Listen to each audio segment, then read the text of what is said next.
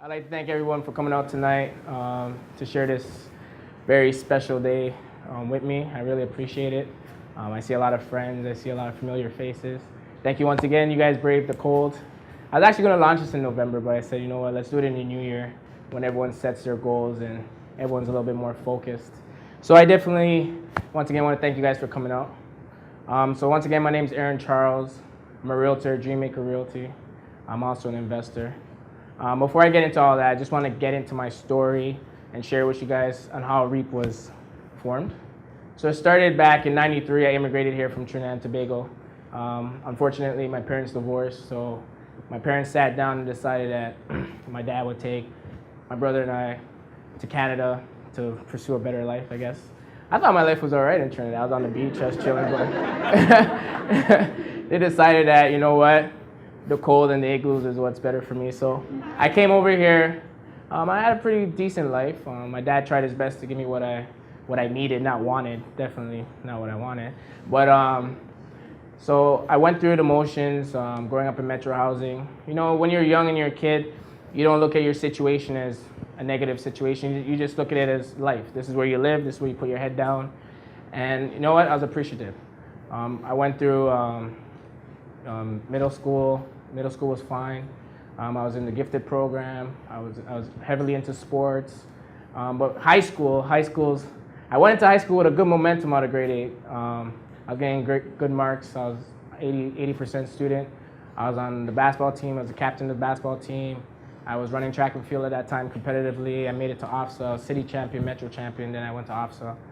But in the middle of grade 9, things start to spiral a little bit for the simple fact that, you know, your parents, they don't have that grip on you like they used to in middle school. So you get into girls, you get into clothes, you get into lifestyle, you get the mixture of things start to get to you. And you know what, I wasn't prepared for it. It just hit me really hard.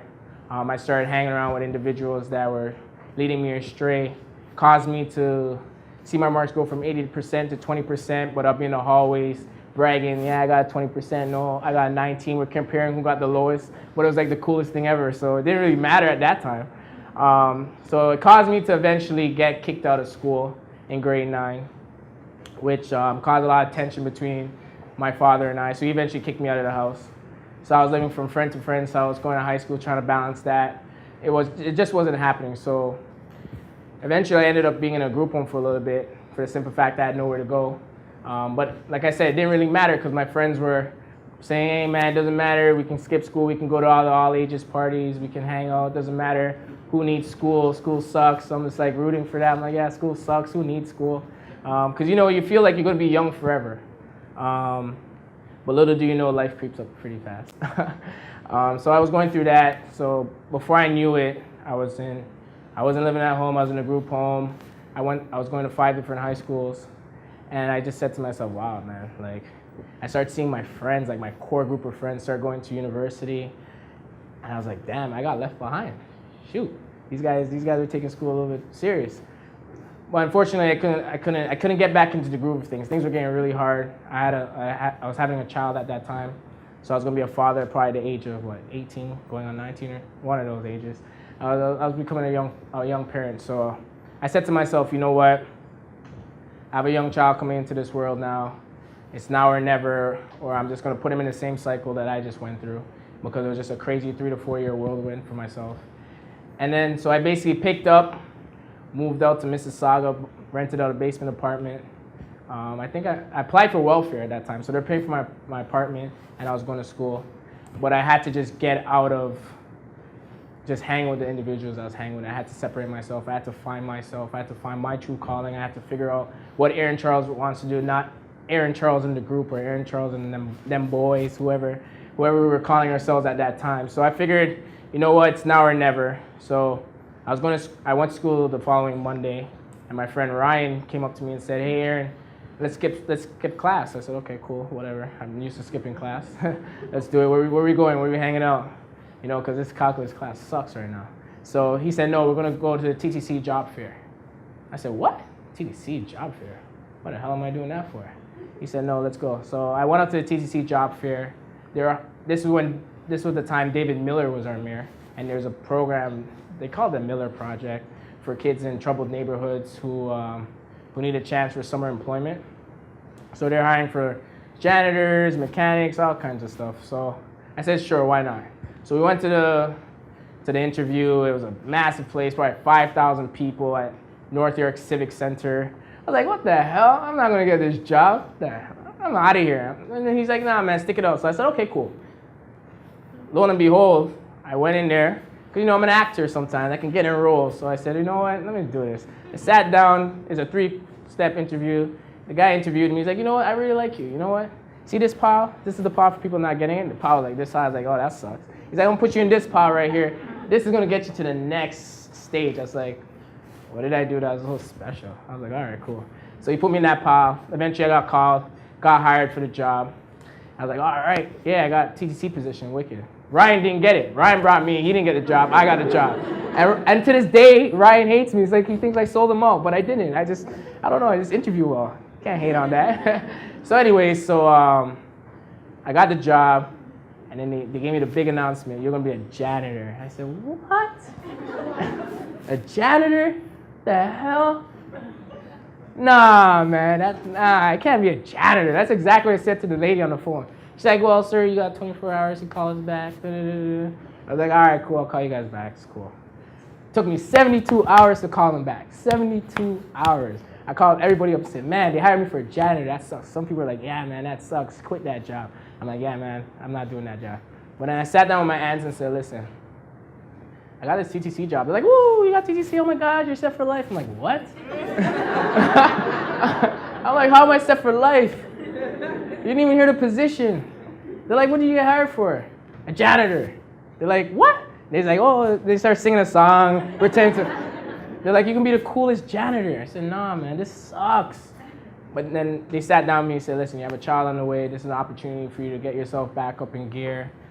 I said, fine. Called the lady. She said, oh, we thought you didn't want the job. We almost gave it away. I'm like, yeah, I want the janitor job. So I took the janitor job. So I went into TTC. Head down, everyone's smiling, happy to be there. I'm just like, man, it felt like a punishment. It was terrible, trust me. So I was a janitor at TTC for a summer. Caused me to miss Caravana, all the parties. It caused a lot of stress in my life. But then it was almost like a blessing in disguise at the same time because it took me away from the crowd that I was hanging around with. I was forced to be somewhere. I had a job, I had to provide. My son was on the way. And I didn't want to give him the path that I was going down. So I said, you know what, I'm going to suck it up. So I put my headphones on, I was sweeping the platform. I try to wear the best jeans possible, be a little swagged out on the platform. My boss would be like, you're dressing too good for this job. I said, listen, you guys are lucky I'm even here, so just let me be. So, I went through the motions and I was very bitter. And then this gentleman pulled me aside and said, listen, it's good to see young individuals like yourself doing a job like this. I know it's a little degrading. You see people your age and they're heckling at you saying, oh, what a bum job. He's like, keep your head strong. Let me tell you something. When I got into TTC, he moved up in the company. He said, when I got into TTC, I started off as a janitor. It was a way in. He said, put your head down, look out for job postings, see what the requirements are, and apply for jobs and further your education. I said, whatever, man. He said, the other thing too, you can go to the bank and get loans, mortgages, you can own your own property. I like that. I was like, tell me more. He's like, yeah, man, just have secure income, take care of your credit, and you can buy property. So I said, So that thought was going through my mind. For a whole summer, I was thinking about it, didn't make any moves. But at that time, I sat down with my friend and said, listen, I gotta make some serious money, and I gotta do it in a cool way, because this is killing my rep in the city. Like, my friends are seeing me carrying TTC, garbage bags, coffee dripping all around. That was my life for a while. My friend and I sat down, we started throwing parties. DJ Spoons was our first DJ, and we started throwing parties in the city.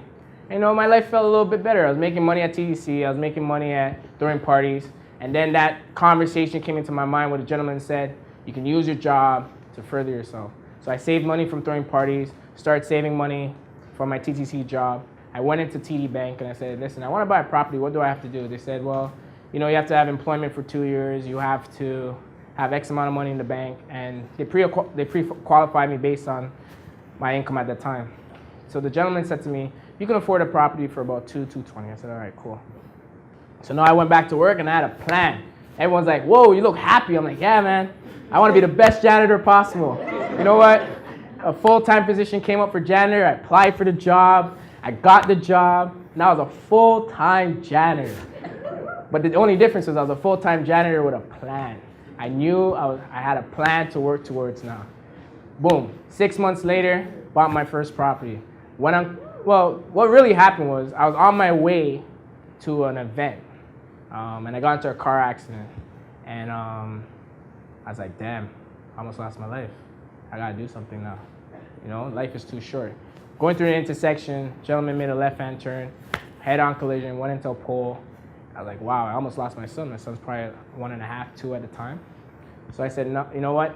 It's time to do something. So stopped throwing the parties because there's just a lot of headache, a lot of girls, a lot of liquor going around. So I said, you know what? I gotta get rid of that business. It's not good for my health. My kidneys start to hurt. I was like, you know what?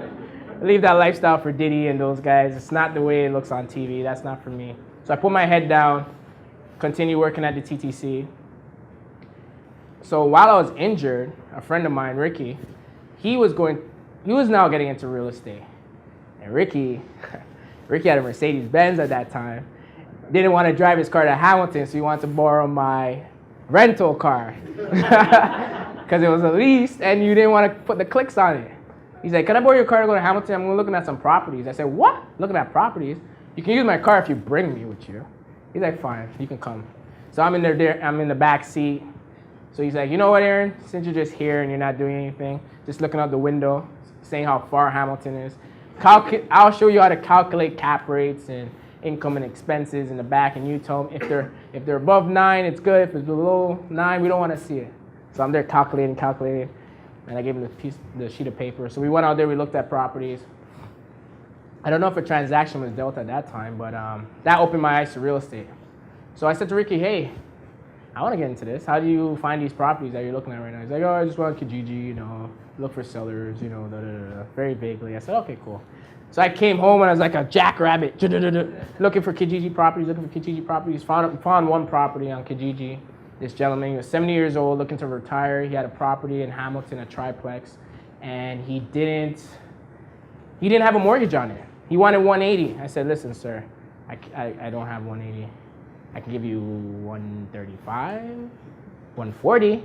He's like, all right, come up to Hamilton, let's talk.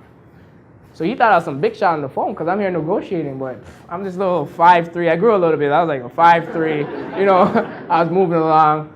And I got out there, I had my little notepad. It wasn't even a fancy notepad. You know the ones we had in school said Hilroy? One of those ones? Yeah, those ones. So I went out there and I'm just like looking at the property, pretending I'm inspecting, I know what I'm doing. I'm just like, I'll give you 140 right now. He's like, all right, let's do 140.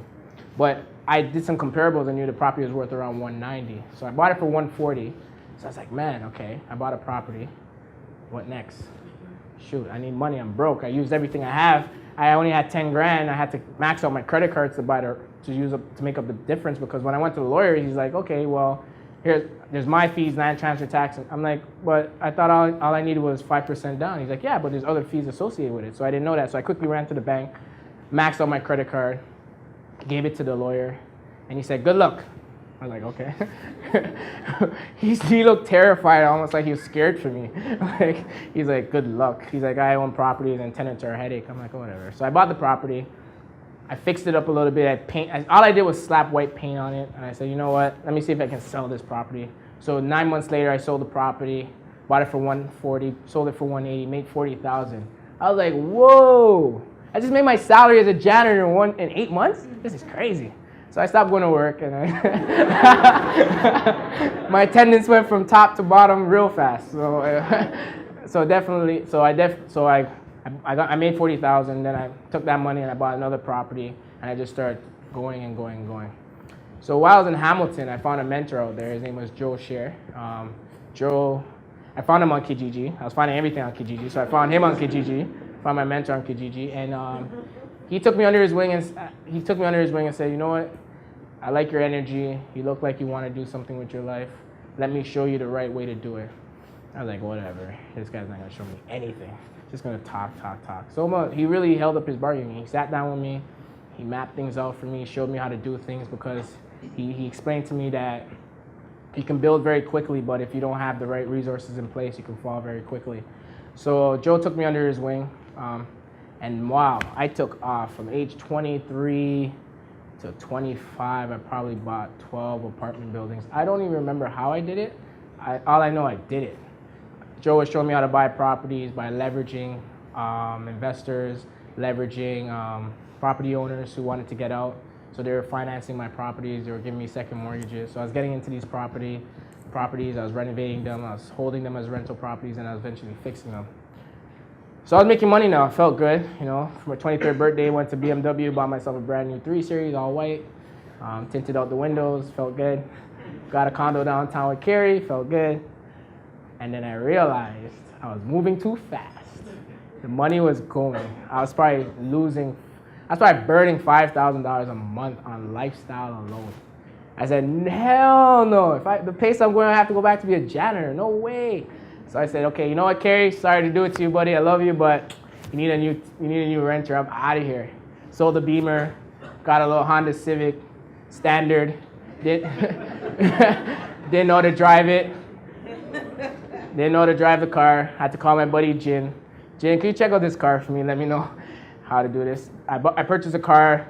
The dealer had to drive the car home for me because I didn't know how to drive the car. But it was the only car I could afford to downgrade my lifestyle. So every night, you remember Carrie, every night I was in the parking level, screeching the tires, going up, going down, going up, going down, going up. So the day I had to move out to Hamilton was the day I had to take the car out on the road. And boy, was that a piece of work. Oh man, I stalled probably 8 to 10 times. Held up traffic like it was a Santa Claus parade. It was brutal. Cop pulled me over and said, "What the hell are you doing?" I'm trying to get to Hamilton. He's like, "Good luck, buddy. You're gonna burn out your transmission by the time you get there." But I made it to Hamilton. I lived in one of my rental units to subsidize the mortgage payments, and I really, really put my head down. I said, "Okay, you know what? Forget about lifestyle. Educate yourself properly. Learn the business." And then I just put my head down. Bought more properties, learned under Joe. Joe taught me a lot. Then I started learning different angles of the business. I learned the mortgage side, I learned the residential side, I learned how to buy apartment building, I learned how to buy rental flip properties, I learned how to do creative financing. I've almost put myself through my own university. I said to myself, you know what, I didn't get the opportunity to go to university. I messed up in high school, but you know what? The time is now. I'm young, I can make the mistakes. So I started making the mistakes, because I was making mistakes. When I was out there, I was making mistakes. I was losing money, but then I was making money. But it was all cost of doing business. So eventually, business started to do well. I moved back to Toronto. I slowly upgraded my lifestyle a little bit. Got back the car, didn't get back the Lakeshore condo. No, it was one or the other.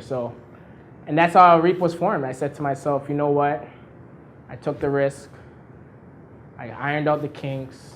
Now I can create something for other individuals who want to aspire to be in this business by jumping on my shoulders and coming along for the ride. I've been through everything. I had this conversation with my client and friend, Chad. He's like, you ever been through this before? I was like, I've been through worse. He's like, I bought a property once and I wanted it so bad I didn't know how I was going to get it. So I was sitting at the lawyer's office waiting for money to come in, and the money wasn't coming in to purchase the property. The lawyer's like, if you don't close in 10 minutes, we're keeping your $20,000 deposit. So I said, no, please, give me one more day extension. Made all these calls. The 11th hour, got the financing, got the property. But those are the things I was going through. I was just always pushing the bar, see how far I can go. I remember I purchased 2 properties at the same time. They were side by side. The lawyer's like, if you close on this deal, they're going to merge. The taxes are going to merge. They're going to be one property, and you don't want that. So I called my friend Carrie and said, open up a corporation for me. I need it. Do the articles, do the whatever. Just do it. I need a corporation right now. I'm at the lawyer's house. I need to close. He did it. I was able to close with the corporation and close in my name. That was a lesson learned right there. So when I was speaking to Chad, and Chad was asking me if I've been through worse, I told him I've been through hell. Right? But it was worth it. I was willing to take the risk for myself and my friends because I knew I knew there's going to be a stage in my life where I wanted to do this as a full-time career. I was going to pursue it as a full-time career. I left TTC, and I got my real estate license. I got into Dreammaker Realty. Isaac, the broker at Dreammaker Realty, is a great mentor to me for the simple fact that we kind of think the same. We're all about building people around us to move forward in the future. Because real estate, it's a business where you don't really need people, to be honest with you. You don't need me and I don't need you, to tell you the honest truth. I can make my money, go live a great life, but what's the fun when you're the only one at the top, when there's so many people wanting to come up with you? So at the end of the day, I said to myself, you know what? Let it not be about me anymore, and position myself and create something for my friends, family, and everyone around me to benefit. So what really got me going was when I was playing basketball with Javon, Tadashi, we were all on the same team, and Tadashi came up to me, who was in the video, and he said, and this is Tadashi's voice, hey, I really want to get some property. I'm like, so get some property. He's like, I don't know how. I said, well, you know what? Let me know when you're ready. A year later came by, we sat down, he was serious, and we got him rolling and got into some properties. And I said, you know what? There's so many people like Tadashi out there that want to get into real estate but just don't know how. The adults that are in this business, they're so busy they just don't have time to show the young people coming up the right way. They'll get you into the business, but they're in it for themselves to profit, right? So you're there purchasing properties not knowing what you're purchasing, because not every property that you purchase is a good property. So you need someone out there to educate you and show you the right way to make money in real estate and not have them use you as a pawn to get to where they want to be, and you're the last one holding the bag. And I'm somebody that, because I went through such a hard time in life and I had to work so hard and I had people show me the way, it's only right for me to do the same thing back, else I'll be a hypocrite. So I put my head down and I started working on this program. I had all these names, and the real estate assistance program was like the last name I came up with. I think the name I was gonna go with at first was Helping Hands. I was like, man, that's kind of corny. What the hell? What is this? Like handing out meals on the street? I don't know. Like, this doesn't sound like real estate. So I eventually came up with the name Real Estate Assistance Program for the simple fact that I feel like everyone needs that assistance. Everyone needs that guidance. Everyone needs the education. The property and the real estate's the last thing. First thing you gotta do is educate yourself. Put your finances in place for a rainy day, because things can happen. Things do happen in real estate. We want to forecast for the worst things possible. And simply I just started working the plan. So I sat down with Isaac and said, hey, listen, Isaac, you know, I came on Dreammaker Realty not just to be an agent. I came on as a businessman and an entrepreneur because that's where my heart lays.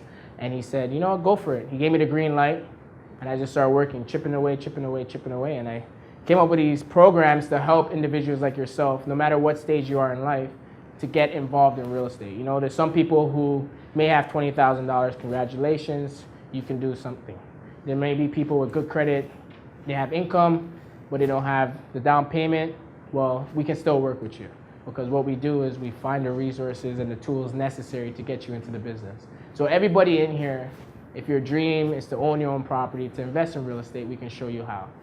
The Real Estate Assistance Program surrounds themselves with individuals who are in the renovation business. So my friend Joel Anthony is here from Del Grande Homes. He renovates property. So I can connect you with guys who can improve your property, who can show you how to buy, renovate, and flip. I have lawyers on my team. I have mortgage brokers on my team. I have developers on my team. I have very experienced realtors on my team. I don't work with any realtor that's just in it for sales. I work with realtors who are in it to help improve their clients. I work with realtors who are very knowledgeable, so the client can have the satisfaction going to bed every night that they're in good hands.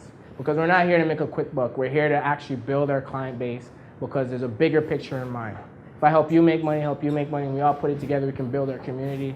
We can then grow our children together. And that moves me for the simple fact that, well, my son's getting in trouble now at school because he's telling his teacher, I don't need school, I'm going to be a realtor, I'm going to be an investor. But it's really good to hear that, for the simple fact that growing up, all I want to be was, well, you guys are going to laugh, but R&B singer, rapper, basketball player, you know, athletes. That's where they shape us and form us, right? So it's good to hear that my son is using me as an example, saying, I want to be a businessman like my dad, I want to be in real estate like my dad. I know all you guys may have children or planning to have children in the future, and we can give them a different avenue. We can show them, you know what, There's other avenues. Instead of being on TV and exploiting yourself for money, you can actually build something for your family. And the great thing about real estate can be passed down generation to generation to generation. It never stops. And you just want to have that peace of mind knowing that your family is well taken care of. So the Real Estate Assistance Program means a lot to me for the simple fact that it saved my life, knowing where I was just 5 years ago, a lost child, not hanging around with bad company. I was always 50-50 of being in jail or dead for the simple fact it's just what it was. That was just the environment that I had friends who were in jail, I had friends who were dead. I could have been either one of those guys. And I woke up and realized, you know what, God has a bigger plan for me. He wants me to do something great. And I want to touch and inspire everyone around me to do better for themselves, because at the end of the day, believe it or not, we're only here for a short period of time. If you do the mathematics, you probably have about 40, 50 years.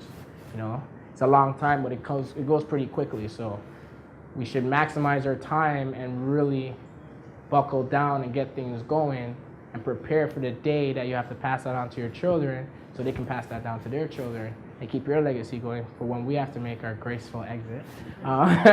Sorry to shock you guys with that one, but it's just the truth. And when I sit down and I analyze my life, I realize, you know what? I'm 28 years old, but just the other day I was 23 years old starting off. And before I know it, I'm 35, I'm 40, and it's going to be time for me to pass the torch on. So I'm going to start the relay race right now. I'm the first leg. You know, I'm the first leg in the relay race. I'm going to pass it on to all you guys. And I want to touch and inspire as many lives as we can, because it's possible. Once you focus, once you do it from the heart, don't do it for your pockets, it'll come. If you're always chasing money and it's always for the pockets, it's always going to leave your hands and you're not going to know why, because you're not doing it for the right purpose. Like tonight, I wanted to have this event to bring everybody that I love and everyone that I'm connected to together so we can just network, look around and see young professionals just doing their thing, because the media, they put us in this bad light every single day. And it's unfair because we work hard and then they put us in a bad situation. They sell us all these products, they feed all this negative energy to us, and then they blame us for acting out. So you know what? There's no media here, so no one's gonna know what happened tonight. So now it's time for us to spread the word to our friends, Facebook, Twitter, and let them know that the Real Estate Assistance Program is here. It's here to help everyone in this room, everyone's family, everyone's children. It's here to motivate everybody. It's here to just uplift us. It's time. I hate what I see on a day-to-day basis in terms of what the media puts out there, because it's just killing us. It's really just killing us. It's just too many times I have clients come to me stressed out. Man, I want to buy real estate. I say, how much money you make per year? 60,000. I'm like, whoa, so what's the problem? All you need is 15,000. They're like, yeah, but you know, the new iPhone 6 came and I had to buy my son an Xbox One. I'm like, see, you're feeding into what the media is selling to you every single day. Take control. Be stubborn. Be stubborn for the right reasons. You know what? Be an asshole for the right reasons, right? Just take control of your life. It's your life. Don't make them dictate where you spend your money. It doesn't make sense. You know what? Don't follow what other people are doing. That's one thing my dad taught me. He said, don't follow friends. I'm like, okay. It's a Caribbean thing, I guess. But so I definitely just learned to just do me. Eric Thomas says it the best. When your friends are going out to the club, tell them no. Learn that word. You know when kids always say, no, no, no, no, no, no, no. I became that guy. Hey, Aaron, we're going to Vegas. Sorry, can't. It's not in the budget. Hey, Aaron, we're going here. Sorry, can't. It's not in the budget. Because I'm planning. My goals aren't checked off yet. I'm not where I want to be. My son isn't where he needs to be yet. So learn to say no. But once you set your goals, it's easy because on paper, it's there. You can't come off course. Don't watch what other people are doing. Every dog has its day. Today's my day, thank you. But you know what? I will be here for the next entrepreneur, the next business person, the next investor. I'll be here to support you because we're all we got. Society's against us. They want us to keep feeding into the 1%. They want our income so they can spend it on private islands, right? That's what they're doing. So invest in yourself. Your children are depending on you. Your parents are depending on you. Your friends are depending on you. I'm depending